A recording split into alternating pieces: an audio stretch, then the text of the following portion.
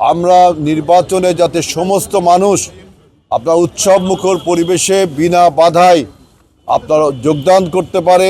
কারণ 24-এর গণ অভ্যুত্থানের আমাদের সবচেয়ে বড় চেতনা হলো যে আমরা আমাদের ভোটাধিকার থেকে বঞ্চিত হলাম, কিন্তু আমাদের যে 24-এর গণ অভ্যুত্থানে এত লোক শহীদ হলো, এত লোক নিহত হলো, এত লোক রক্ত দিল, তাদের একটাই উদ্দেশ্য ছিল যে বাংলাদেশে গণতন্ত্রকে পুনঃপ্রতিষ্ঠিত করা, এবং এই নির্বাচনই হলো গণতন্ত্রের পূর্ব শর্ত। সুতরাং আমাদের এই খুলনা অঞ্চলের সমস্ত মানুষ দল মত নির্বিশেষে সবাই নির্বাচনমুখী, এবং নির্বাচন একটা খুলনা জেলায় পুরো 6টি নির্বাচনী এলাকায় একটা উৎসবমুখর পরিবেশে প্রতিফলিত হচ্ছে। এখানে রাজনৈতিক সম্প্রীতি সৌহার্দ্য সবচেয়ে বেশি বিরাজ করছে। আইন শৃঙ্খলা রক্ষাকারী বাহিনী তাদের কার্যক্রমও ভালোভাবে পরিচালনা করছে।